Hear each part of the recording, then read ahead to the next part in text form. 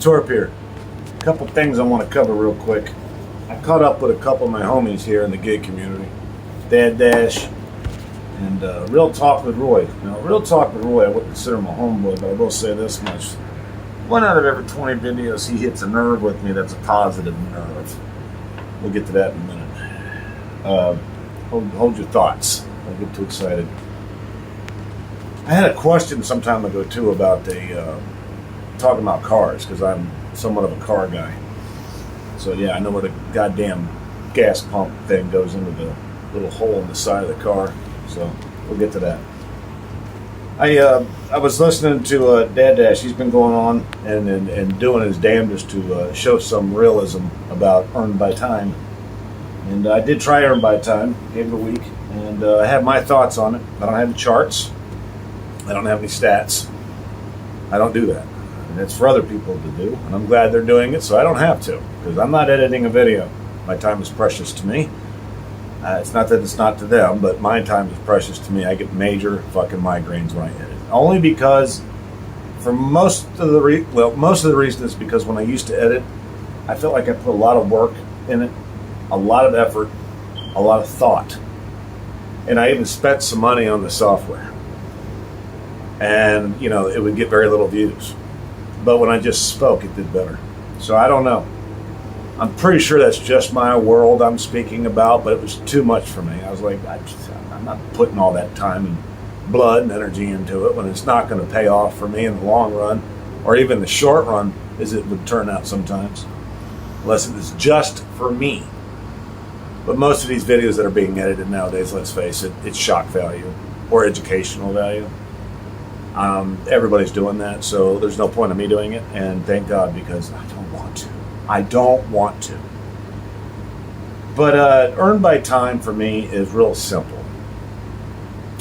All these arguments everybody's having about independent contractors and about W-2 jobs? Well, Earned by Time is kind of the deciding factor on which one you are. What do they tell you? It's by actual dash time. When we're active time. Whatever the fuck, I don't even pay attention to that thing because I'm not hourly. That's why I don't get off on talking about DoorDash is what's my hourly average. I'm not worried about the hourly average. I don't care about that. We are not salary. We are not hourly. We are paid per order. I mean, it's as simple as that. It's like piecework. For those of you that don't know what that is, it's like a lot of mechanics, other industries, to where you get paid per the job that you do. It's not just gig work that does that. Almost all mechanics get that, around this area at least. So if you have a really busy day, you're pumped. Like, I'm making bank. Do you realize that even the people at the dealerships, those mechanics, it's the same way? When they do warranty work, there's only one flat rate no matter how long it takes. That's Earned by Time.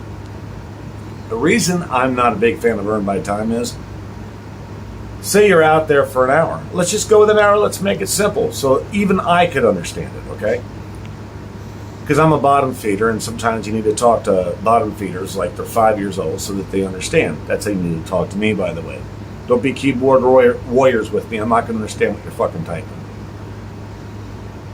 So you do an hour, and in that hour, if you stay active, you get that promised pay that DoorDash is saying they're going to pay you for it. You may or may not get a tip. Likely won't, only because they're going to send you all the non-tipped offers. You're that guy. You're that driver that's going to pick. You're that magnet. You just said, yes, I'm available for all the non-tip offers. As long as you pay me, my market is $14.75. I'm like, $14.75. Guaranteed if I stay active. Well, here's my problem with that, ladies and gentlemen. Okay? I went out there and tried it. There's something I'm used to. There's something else that I'm already in the habit of doing, which is, if I take, as top dasher, I do take some low orders. I mean, that's a given. But let's say, I know that I just took 2 or 3 in a row. I know there's a big one coming. That's the way it works. On the DoorDash system, anyway. That's the way it works. You take a few low ones, they give you a few bangers.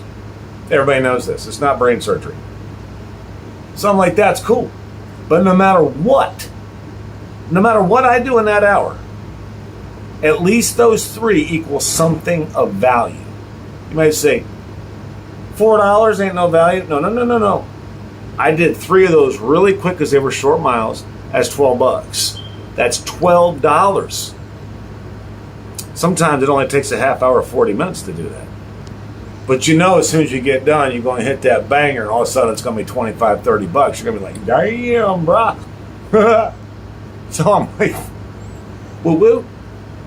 Not always, but more than not. The problem was when I did Earn by Time, I knew that if I wasn't active, that whatever that percentage was of that hour that I worked would be the only pay I'm going to get from DoorDash. If there was no tip, that's all I'm getting. So I'm like, well, what if I gotta pee? What if I need gas? What if I'm hungry? What if I want to stop by the Goodwill and see if there's anything on that shelf that might be able to go on eBay? What if it's a known slow time and I want to change zones and drive in another direction that could potentially take me 10 minutes, 15 minutes? I'm not getting paid for that. I don't have that. Those options have been removed for me as Earn by Time. So as I did it, I thought, this is a little bit too much like a W-2 for me because I have to stay active. And if I don't, I'm not getting paid. With Earn per Order, you get paid whatever it is you earned in those 20 minutes. That number exists in your world. That's your money. You could pause it, you could end dash, but you still get what that showed. If it's Earn by Time, you don't. If it's Earn by Time, you could end up with $2 in your pocket for 40 minutes. Or you could end up with 10. I'm not going to say you're not, but the option exists for you to rely on what DoorDash says your pay is for not working a full hour. How many times does that happen? I know we all bust our humps sometimes. I worked 4 hours straight today. I didn't stop. Yes. But then why are we making videos about Earn by Time then? Does it work or not? See what I'm saying? See what I'm getting at?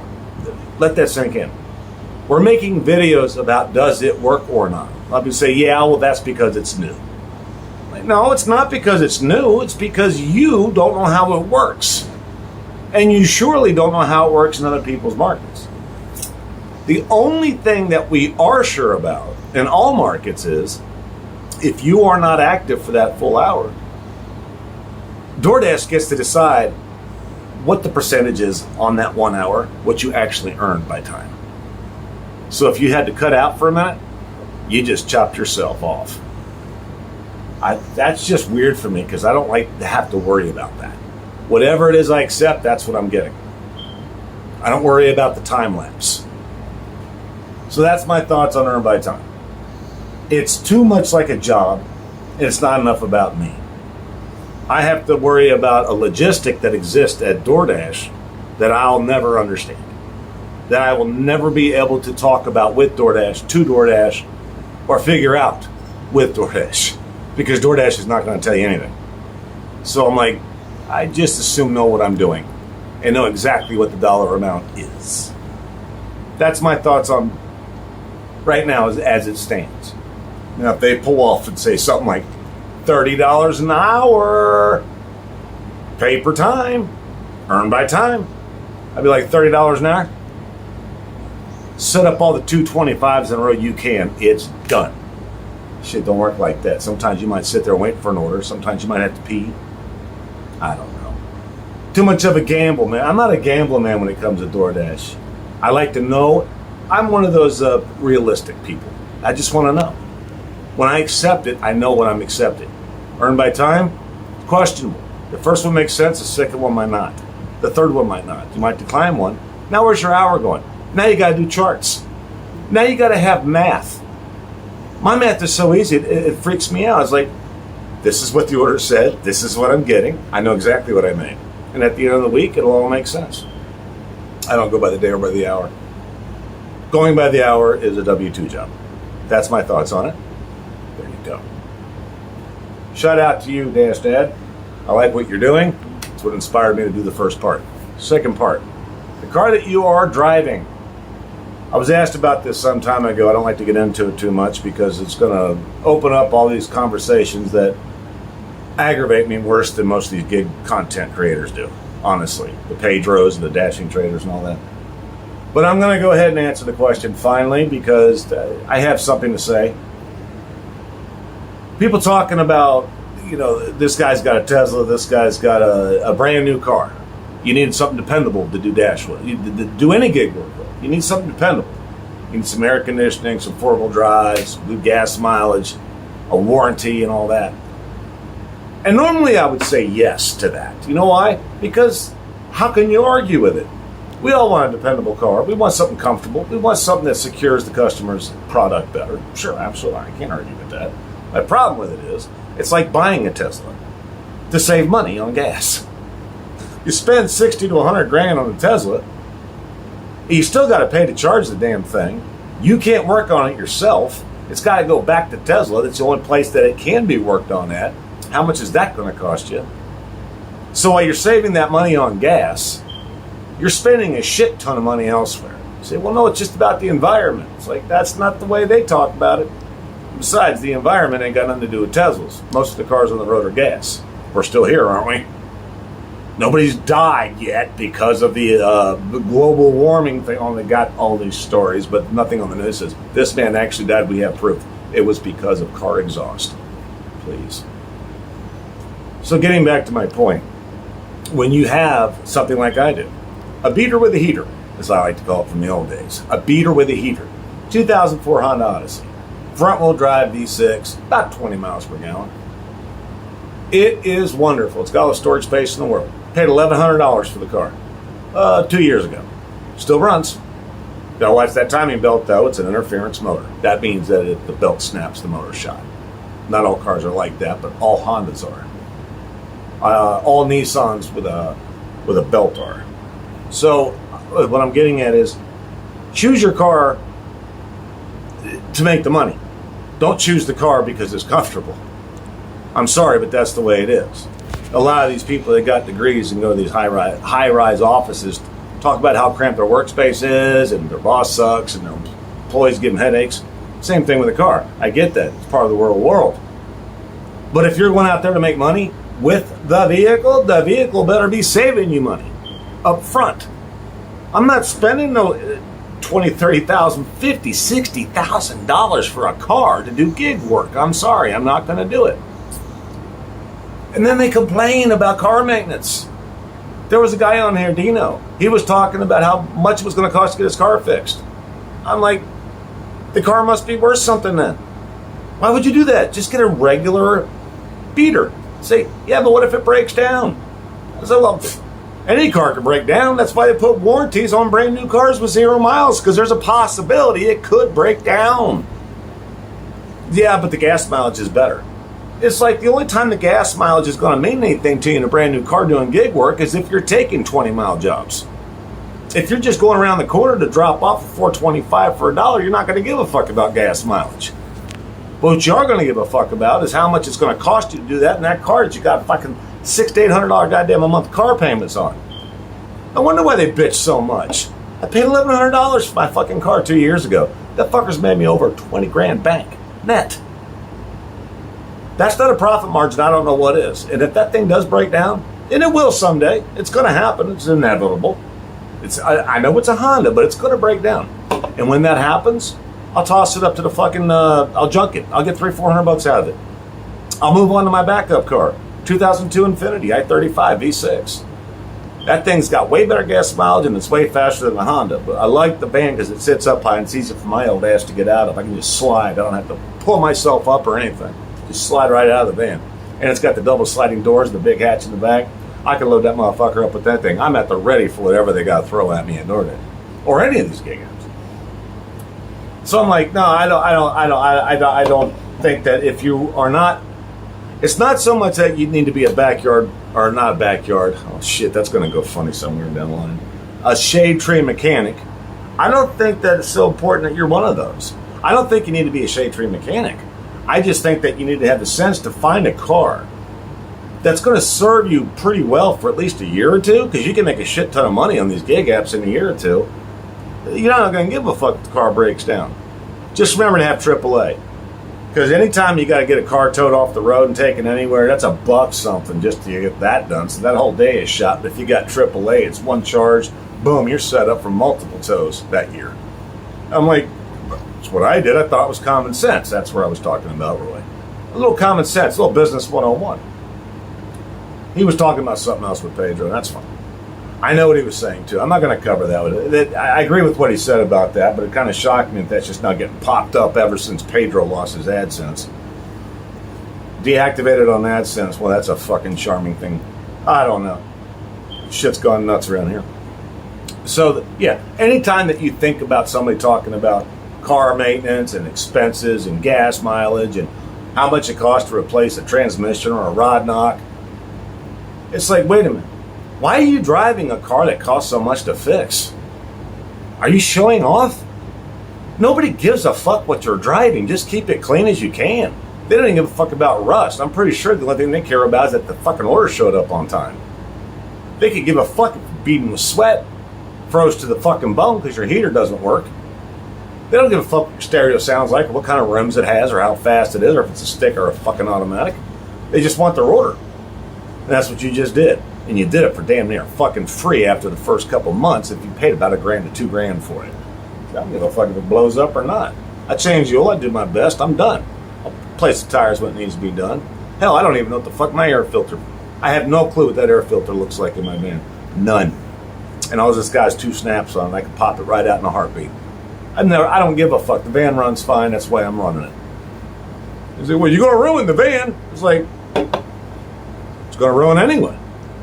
All cars get ruined. That's what happens. That's why they have a depreciation, because they lose value because they become junk. The fuck I'm putting 20, 50 grand on the goddamn road for this? Nah, fuck yourself. Hell no. So as I sit in disbelief listening to that, I have to chime into it. That's what I do, right? So I'm like, I'm very proud of the way I do it. So if you want to do any type of gig work, just get yourself a beater. Don't listen to these guys. Don't worry about these fucking new cars and warranties and dependability and gas mileage and hourly wages and none of that. Go out there with the cheapest mode of transportation. And if you can't get one, don't bitch about having something expensive you got to worry about. You jumped into the gig economy when you should have waited, got the cheap car as a backup, a secondary vehicle, and then did it. Fuck, man, I got some nice cars out there. Don't kid your fucking self. Do not kid yourself. I got some shit out there to blow your fucking mind. You think I'm taking that shit to gig economy? For what? To show off? Hell no. My shit gets dented, scratched, rusted, breaks down, flat tire, busted window, stolen, beat up, abused, painted on. Do it. What are you gonna do to me? $1,000 car shot to hell. Oops. God damn it, you guys know about Honda's Toyotas. Why you fucking go get one? Well, Honda Civic, pop. There's tons of them out there. They ain't that expensive. Go to your fucking local dealership. They got trade-ins. They don't have to send it to the auction if they sell it to you. That is where Shade Tree Mechanic kicks in. You fix that shit yourself, fucking alternator or smoking exhaust or whatever the fuck, some rattling noise. Who the fuck knows? I'm serious, man. Business 101 is real simple. Do you. And if you can't do you, don't do this. Because if you got to have somebody else tell you what this is and tell you how to do it, you're watching the wrong shit, you're going to get fucked up. It's already over for you. I hope you enjoyed your visit. It's done. You're done. If you got to listen to Pedros and traders to figure out how to fucking dash, figure out the meaning of life, to figure out the meaning of finance, to figure out the meaning of who you are and what you should be doing, man, they got you by the nuts. Go ahead. Follow these motherfuckers. See where it gets you. All I want to do is have a beer with y'all. Cheers.